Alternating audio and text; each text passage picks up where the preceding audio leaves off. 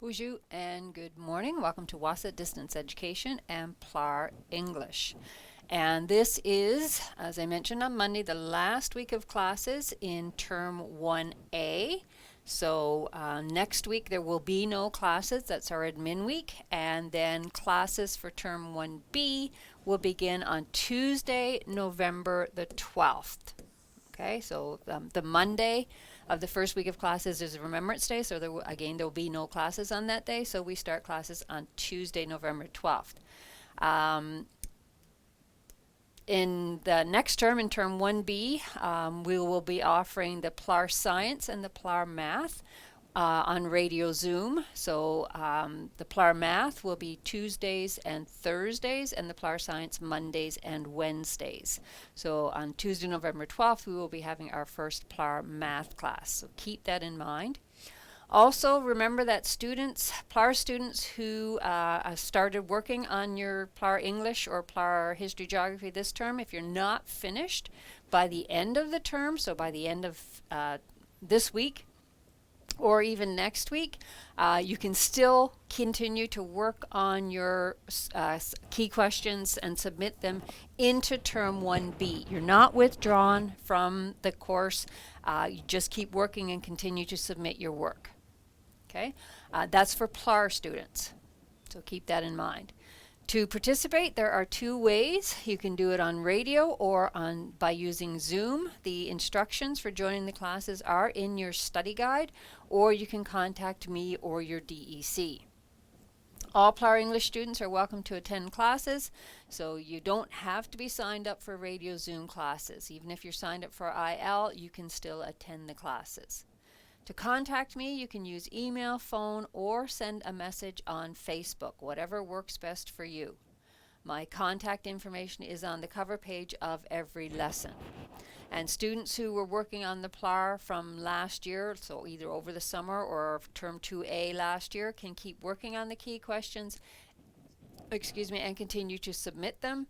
The PLAR classes from last year are available on YouTube and are updated. So at the end of today's class, all of the PLAR English classes will be from this term. The PLAR Math from Term 2, I can't remember if it was 2A or 2B that we did the math, will still be available until I start recording the new classes, and then I replace them as I go. So they will still be available on YouTube, so that if you need help, you can use those classes. Just a reminder for all PLAR students, so starting this year, all PLAR students have the option of writing the culminating activity before doing the lessons and the key questions. So you can choose to write the test, or we call it the culminating activity first.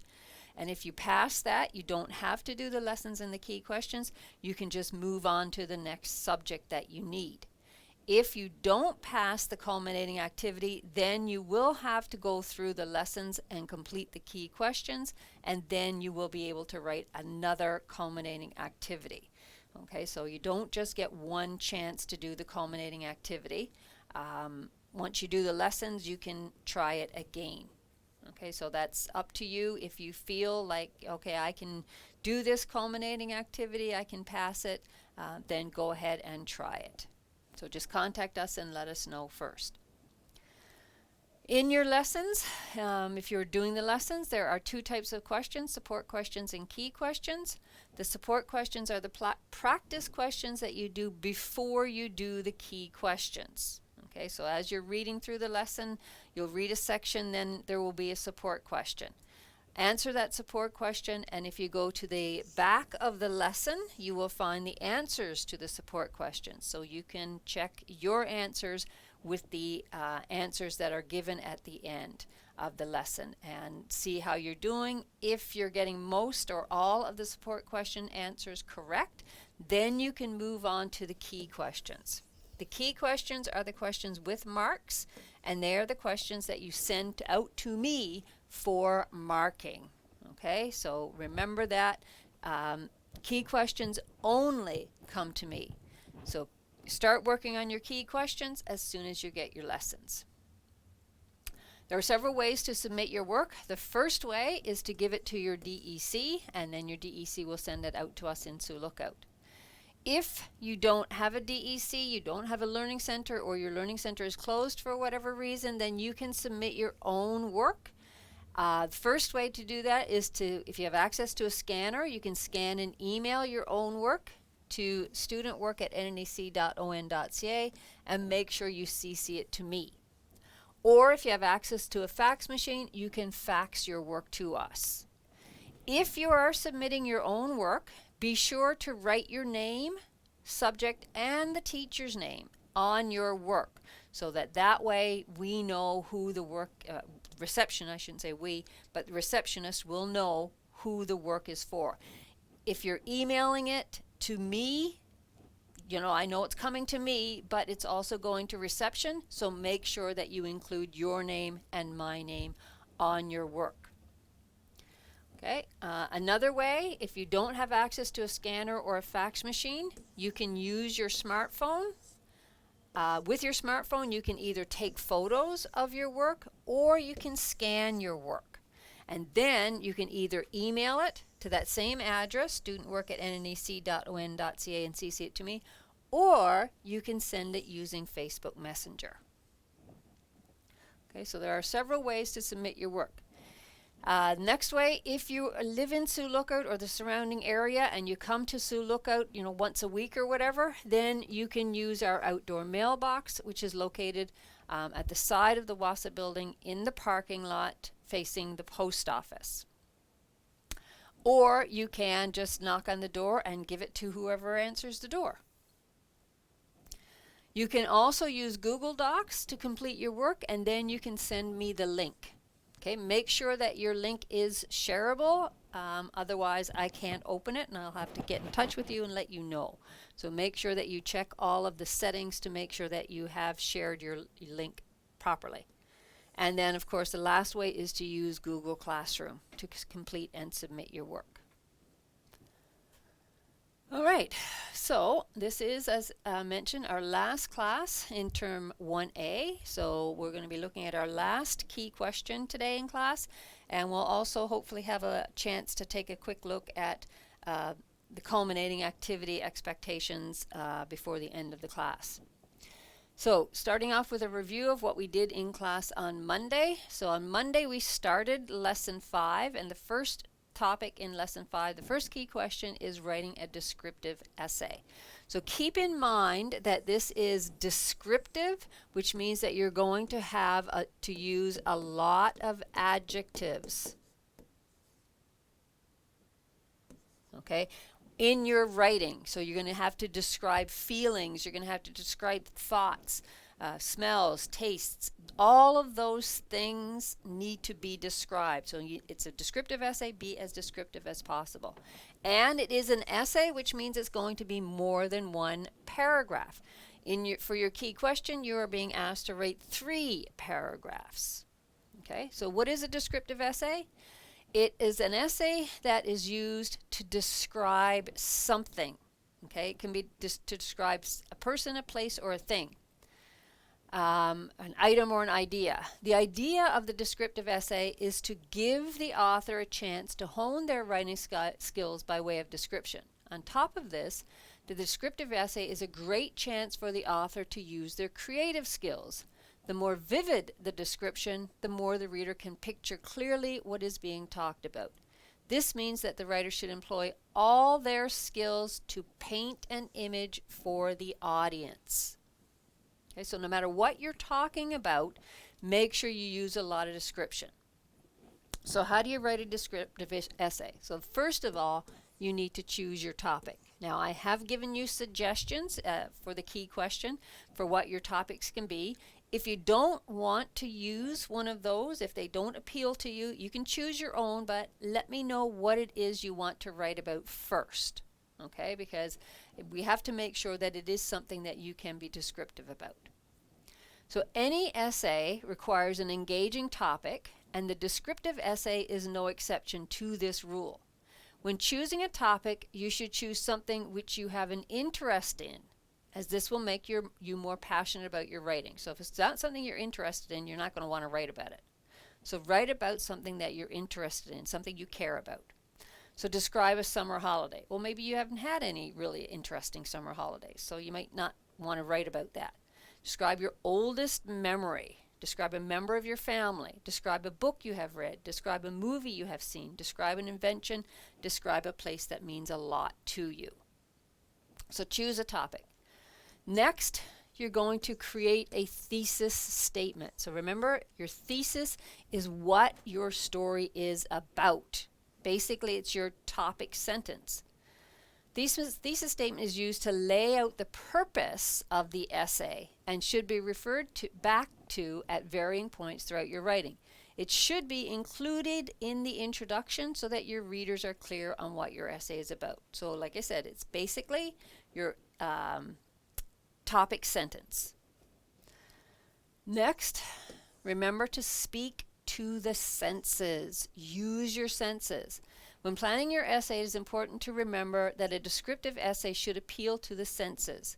When describing your subject, you should include how it looks, smells, how things taste, what can be heard, and how something feels. It is important to lay out these senses in your essay outline, as using these will create a much clearer picture of for your reader. So for example, if you're describing your favorite person, you might describe how that person smells. So if they have a specific fragrance that they like to wear, you know, a perfume or an aftershave or something like that, or maybe they spend a lot of time outside so they smell fresh, or they spend a lot of time around campfires so they smell like smoke or something like that. Okay, so how they look, how things look, smell, taste. I mean, you can't describe how a person tastes, obviously, but you can use your other senses. Okay, number 4, create your essay outline. Okay, what are you going to do? You have to have your introductory paragraph. Then you have to have a body paragraph or body paragraphs and a conclusion. So in a 3-paragraph essay, you're going to have your introduction as your first paragraph, your body paragraph is your second paragraph, and then your concluding paragraph is your third paragraph. Okay, so your introduction, just like any paragraph, you need an introduction. So include your thesis statement, a hook to grab the attention of the reader. This could be a personal story, anecdote, joke, or fact, and a little bit about the purpose of the essay. Second, your body first paragraph, so your body paragraph. This section will detail the first point of your essay. So what is your, if you're writing about your favorite person, you might say, my favorite person is my mom. One of the reasons she's my favorite person is because she is so caring. Okay, and then you might go on to say, she is also very smart and very stylish. So in your first paragraph, you said, first thing you said about your mom is that she's very caring.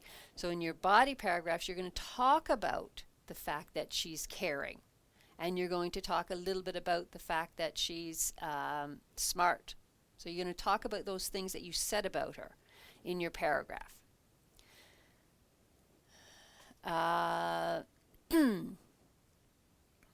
So in the case of a descriptive essay, you might detail how something looks in the first paragraph. A traditional essay is made up of 3 body paragraphs, and each of these should be outlined too. Now, we're not doing 3, we're only doing 1. Okay, so in your introduction, you're going to pick one specific thing that you want to talk about. Then your conclusion. So your final paragraph. This final part of your essay outline should refer back to the thesis statement and sum up all the ideas which have been presented throughout the essay. So in your introduction, you said, my mom is my favorite person. She is my favorite person because blah blah blah. So in your conclusion, you're going to say something like, so in conclusion, there are several reasons why my mom is my favorite person. The most important reason being that she is very caring, or something like that. So you're going to sum it all up. Okay, further tips for writing a descriptive essay. In order to write a clear, concise, and easy to read descriptive essay, there are some more points that you should consider. Okay, so number 1, Make sure that you take the time to properly brainstorm before you begin writing your descriptive essay.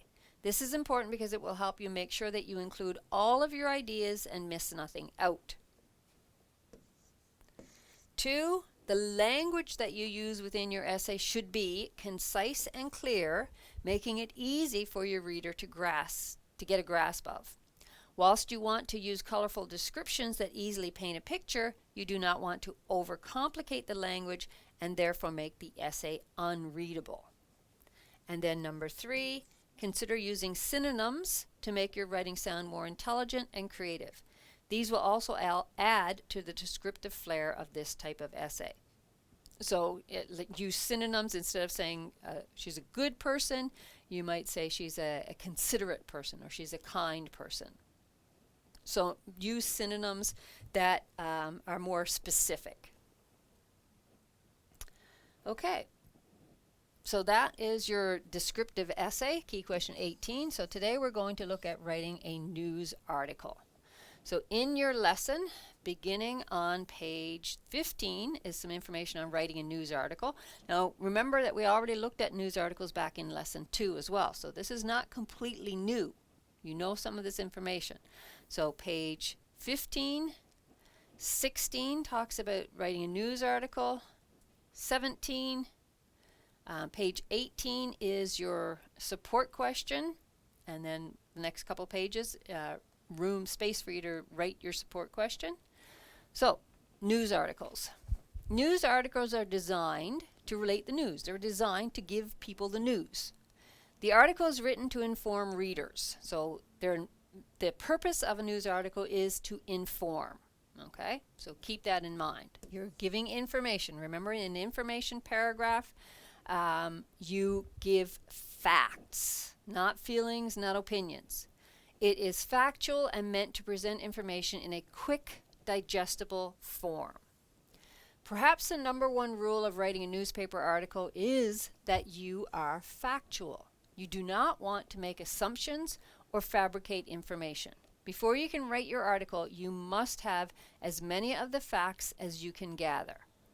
Okay, so we talked about in lesson 2 the 5 W's, so the who, what, where, when, why, and the H. So the what, tell the specific event that took place. So what was the event that took place?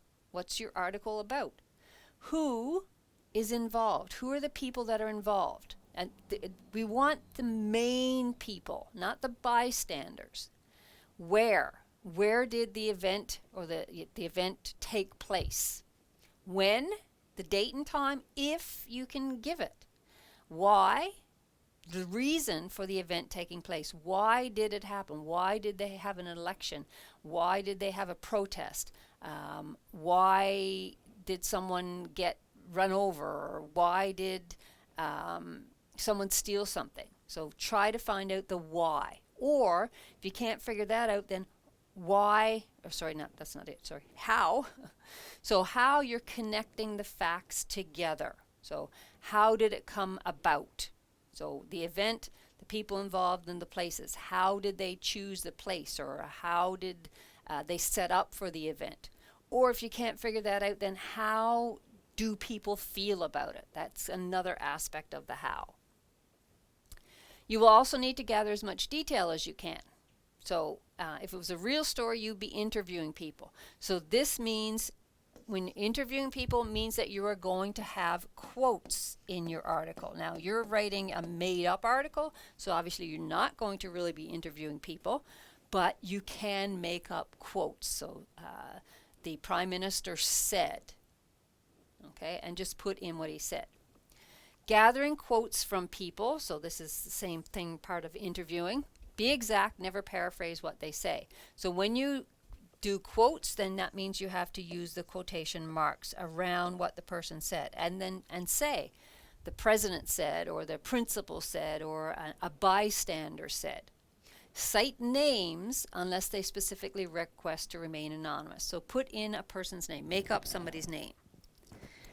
Okay, resolving conflicting facts from individuals. Well, that would happen if you are actually interviewing, doing a live interview. So you have to talk to several people to figure out who's telling the truth and who's not.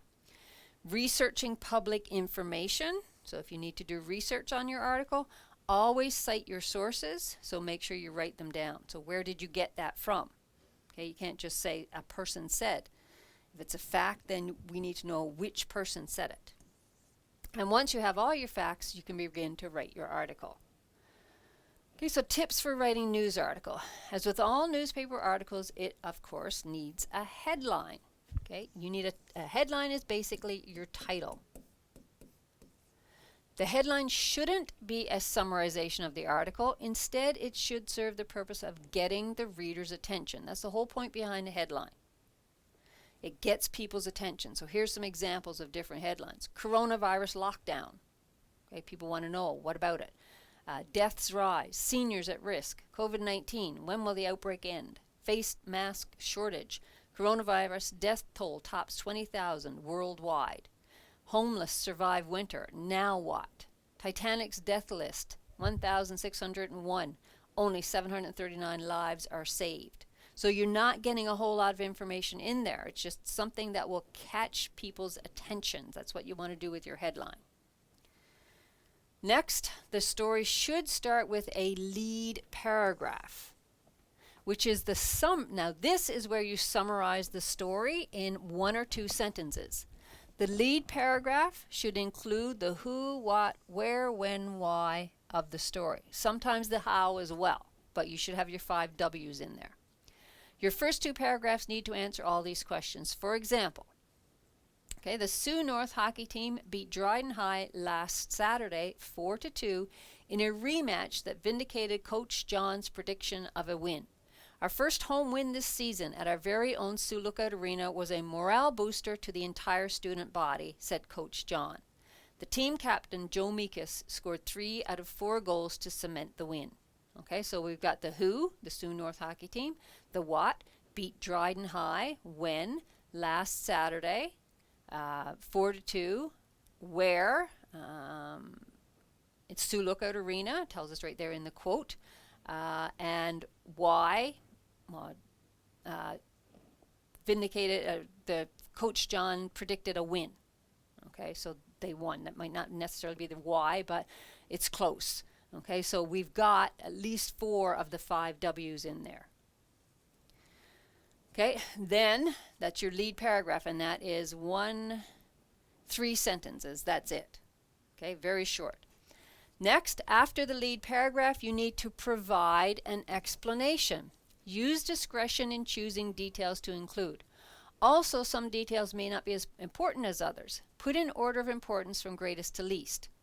Don't feel the need to include everything you know, but do include everything you feel is important. Okay, so that first paragraph, our lead, we found out that the Sioux North hockey team beat Dryden High last Saturday. We know the score, we know it was a rematch, we know where it was and all that stuff. So we know Joe Meekus scored 3 out of the 4 goals to cement the win. So maybe now we need some more details about that. What else do we want to know? Well, what would you want to know? So you can add more inconsequential details, such as how many passes there were, how many penalties, those types of things. You will at some point include quotes from people, like the quote coach already has one there, but you might get a quote from the captain as well. So he might say it was a tough game. You might get a quote from a referee, a fan in the stands, and perhaps the principal. By the time you get to the end of the article, you are simply expanding upon what the reader already knows from the first 2 paragraphs you wrote. So add some more details, make it more interesting. Don't make your paragraphs long, 2 or 3 sentences each. Your word count will need to stay around the 500 word count or less, generally speaking. So your article is going to be less than a page. Okay? And remember, most important details first. So when we talk about news articles, we talk about an inverted pyramid. So a pyramid that's upside down, basically. It's not resting on its base, it's on its point. So again, lead is first, and the lead tells the who, what, when, where, and why of the story. Okay, so if it's about a disease, what is the disease called?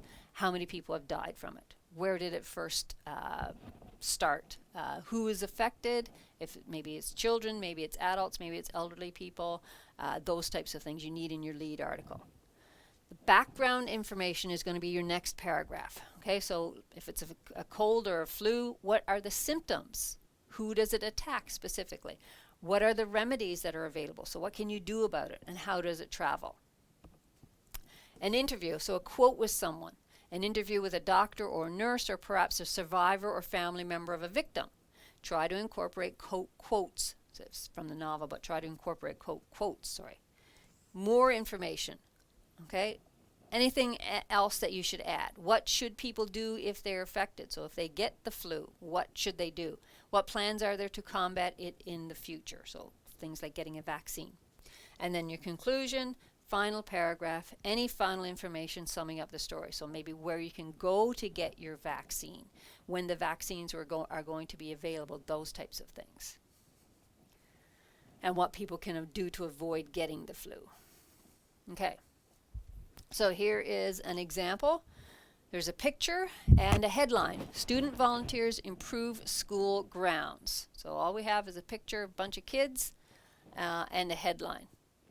Okay, so now if you're asked to write a news article about this, you're going to start brainstorming. So you're going to do your rough draft, your planning. So planning a news report. So your headline will go in the middle. Okay, what was that headline? Let's do a 2-page copy here. So student volunteers improve school grounds. So now who? Well, it's the student volunteers, the students. What? They are cleaning up the school grounds or helping to clean up school. So a lot of this information we can get from the headline. Okay, where? Make up the name of a school. Wassa Distance Education Center. Okay, when? Thursday and Friday, October 31st to November 1st, something like that. Okay, why?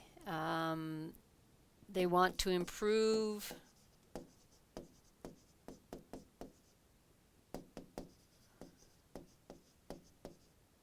the look of the school.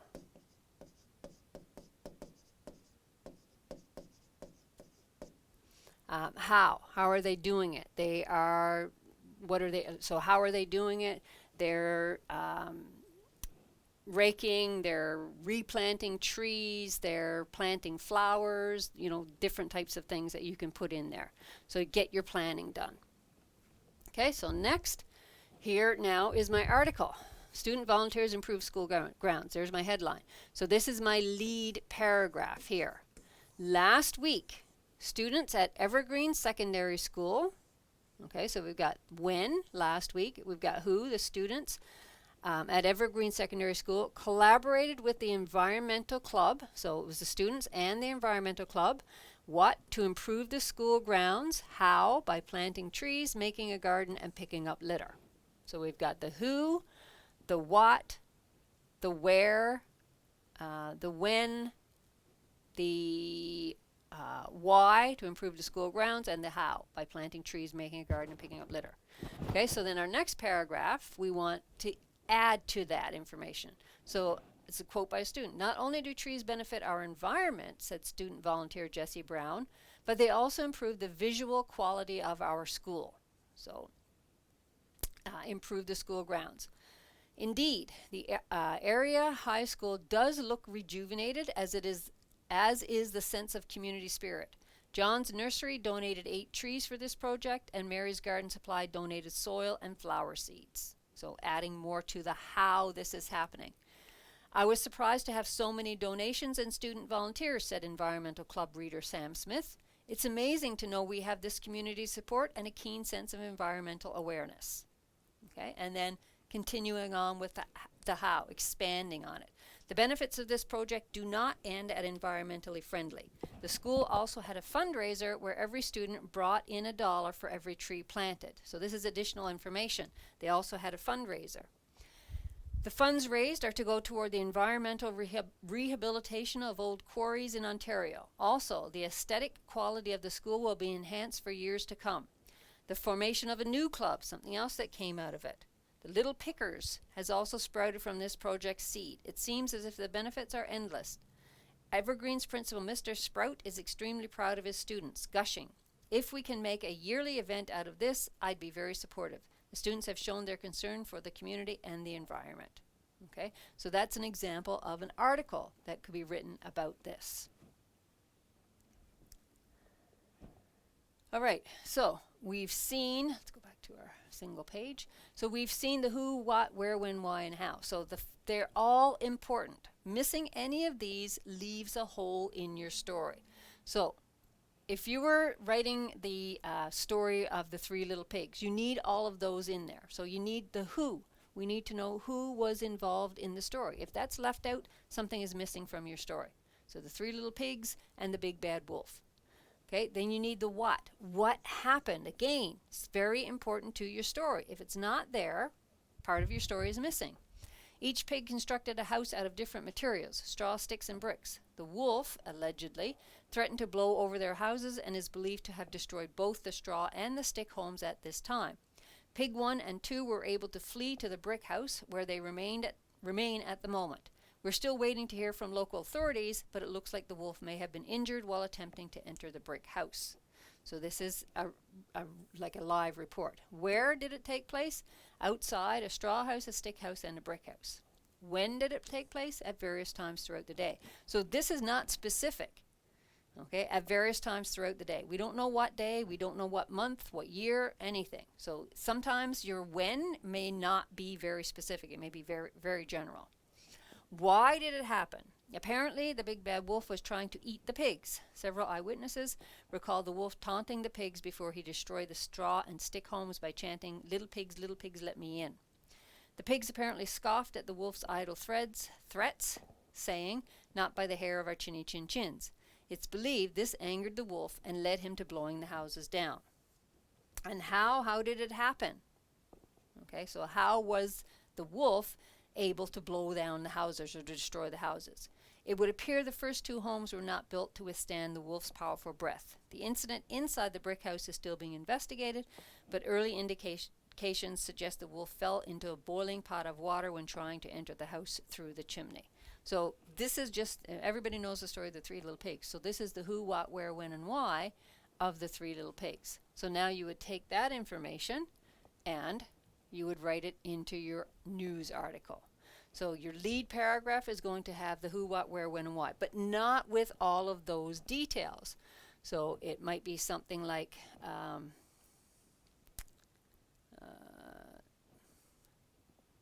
okay, big bad wolf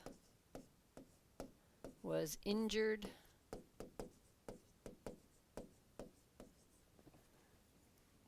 yesterday after allegedly destroying pig number 1 and pig number 2's houses.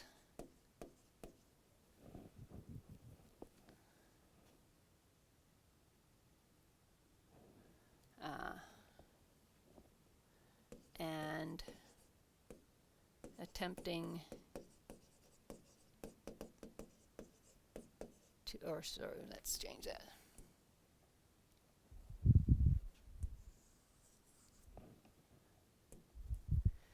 In an attempt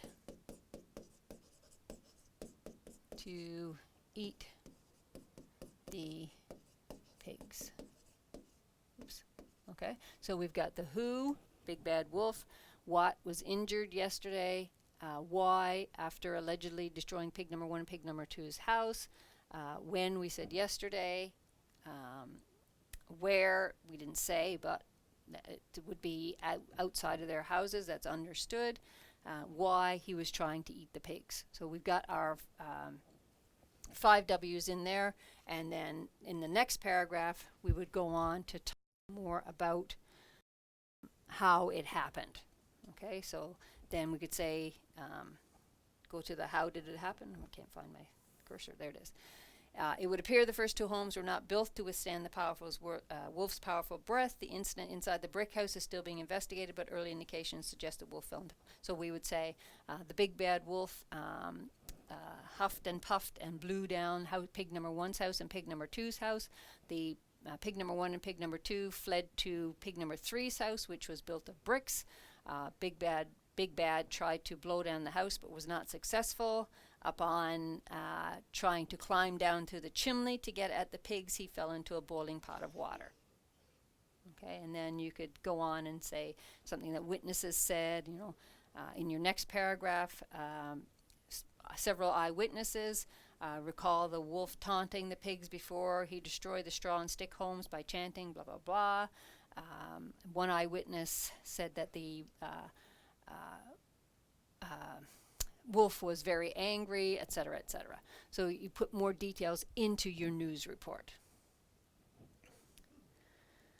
Okay, so there's a practice one here. There's one in your lesson. I'm not going to go through that with you because I want to look at the key question and then I want to look at the culminating.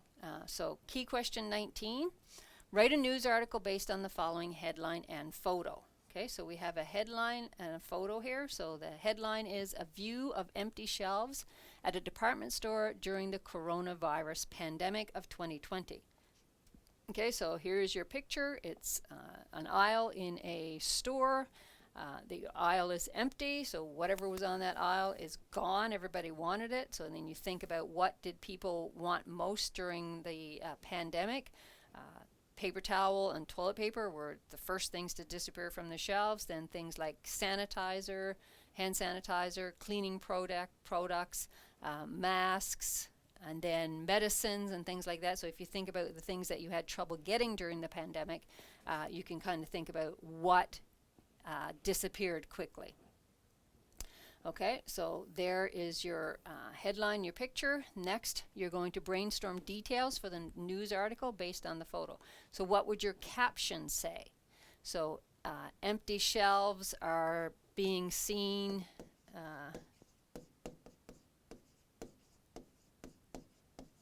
You can say empty shelves at Walmart or Northern stores or whatever.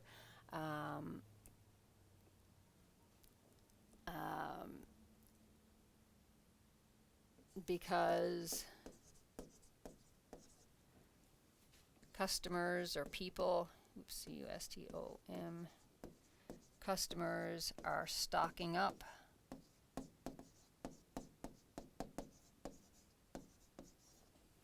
on necessities. And then you can say like toilet paper, paper towels, whatever.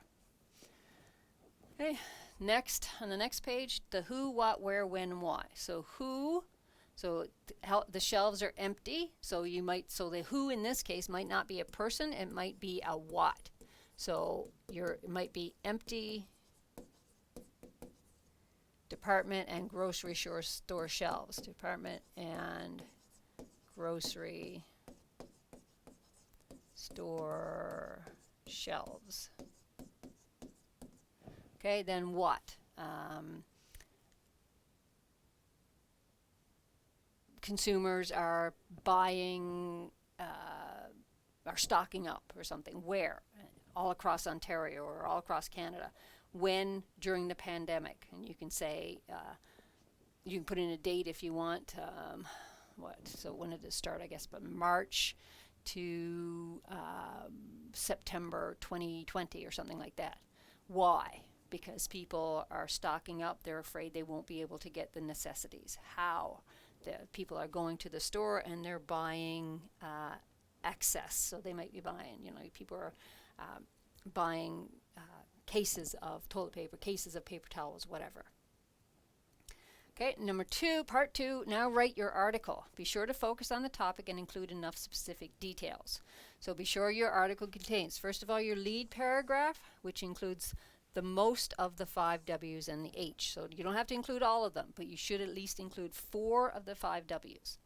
Then your body paragraphs, 1 or 2, includes more information, an explanation, and quotes. And then your concluding paragraph. And this is not going to be long. Remember, your lead paragraph could be 1 or 2 sentences, body paragraph, 1 or 2 sentences, concluding paragraph, 1 or 2 sentences, and make sure that you have quotes in there, at least 1 quote. Okay, so you got 2 pages to do that on, but you don't have to use all 2 pages. And then the rubric that I'm going to be using to mark is on the next page. Okay, so culminating activity. So your culminating activity, well, the cover page will look like this. Inside, it will say, please review the following instructions before you begin the culminating activity. So first of all, this is not a test, but it does replace the test. So for the culminating activity, you can do it at home. You don't have to be at the learning center. It doesn't have to be supervised. You must get a passing grade in the culminating activity to earn the credit. So a passing grade is 50% or better. Okay, so you got to get 50% or better to pass. You may use your notes, lessons, and marked key questions to help with the task. So you can look back through your lessons if you're not sure how to do something, or if you want to get a bit of help. You can use your marked key questions. Look at the comments that I've made in your key questions. What have I told you that you need to be doing? But you may not use the internet to find your answers. Answers must be original and written in complete sentences. So the answers have to be basically your own. You're not copying from anywhere. Answers may be written in the spaces provided, on line paper, or typed. Check to make sure that no pages are missing or out of order. So look through your culminating activity, make sure everything is in order. And when you send your work, make sure everything is in order and there's nothing missing. Read through the entire set of tasks before starting the assessment. So flip through it, have a look, see what it is that you have to do. You don't have to start with the first question. You can skip back and forth. Determine where you will begin in the order in which you will complete the task and how much time you will spend on each task. No time is specified for completing the culminating activity. Spend the time you need to complete it. If you have difficulty with a task, move on to another and come back to the missed task later. Don't call me. It's a test. I can't help you. I can answer a question about something, but I can't help you write your question or whatever. For each task, read the question and the directions carefully. Some questions might say something like, do you agree? And then why? Or explain your answer. Okay, so remember, you make sure you do both things. When answering the questions, use the information provided as well as your own knowledge and experience. You may use a dictionary if you need to, but you may not use the internet. And it's marked out of 88. So this is how it's set up. So part A is narrative text, 25 marks. You will be reading a short story and you'll answer the questions that follow. Make sure you use complete sentences. You will lose marks if you don't use complete sentences. Okay, so remember to use a complete sentence, use part of the question to begin your answer. So if it says, who is the main character? Then you need to say the main character was or is. So part B, graphic text, 18 marks. Graphic text, and we talked about all of this in your lessons and throughout the course. Graphic texts are quite common in many workplace environments. Depending on where you work, you will encounter texts such as brochures, charts, graphs, instruction booklets, material safety data sheet, etc., symbols, or menus. Use the reading strategies you have learned in this course to read the work schedule below and answer the following questions. So again, answering questions about a graphic text. Again, use complete sentences unless it says list. If it says list, you don't have to use a complete sentence. Part C is your descriptive essay writing, worth 35 marks, the most marks for any part of your culminating. So make sure that you do this well. It's a 3-paragraph descriptive essay, just like we did in lesson 5. So these are your topics: your ideal job, the benefits of finishing school as an adult, how important it is to pick the right school program, a life-changing experience, a favorite activity. If you don't like any of those topics, you can choose another one, but you must contact me first. Okay, send me an email, send me a message on Facebook and say, can I write about this? I had one student do that last week. She said, do I have to use the topics that you've given me? And I said, no, but I need to know what you're writing about. So she said, I'm going to write about this, and I said, that's fine. Okay, once you've chosen a topic, list descriptive words you could use in your essay. Use as many of your 5 senses as possible in your description. So what does it taste like? Does it have a smell? Can you touch it? What does it feel like? What does it look like? Does it make a sound? What kind of sound does it hear? So you got to describe it a lot. Before you start writing, it is important to remember that all essays have these essential parts. So your first paragraph is your general introduction. Start with 1 or 2 good general sentences about the topic you are covering. This will serve as an attention-getting remark. Introduction and thesis, and I've given you an example here.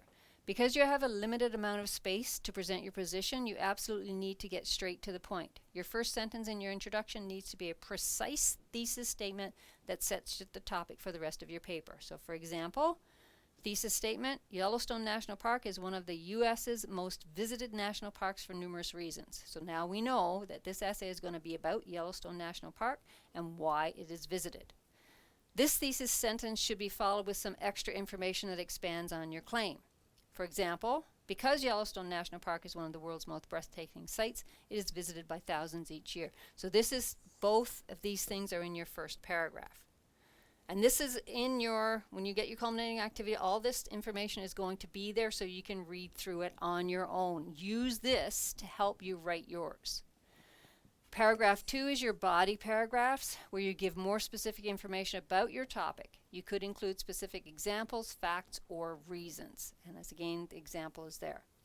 Paragraph 3 is your conclusion. Repeat the main statement in paragraph 1 and provide closing sentences that conclude the topic. Okay, so there is a space for planning your rough draft.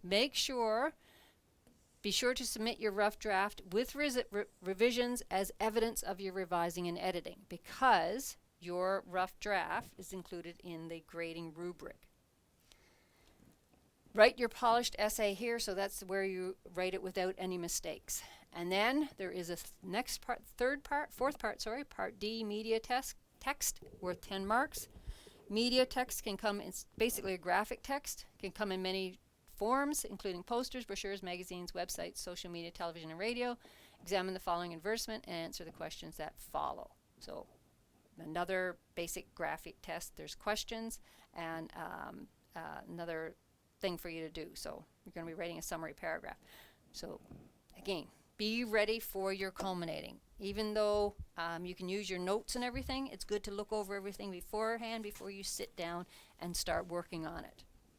And again, remember that you cannot contact me for help. You can say, can I use this topic or write about this topic? That's fine, but I can't help you with it because it is the test, basically.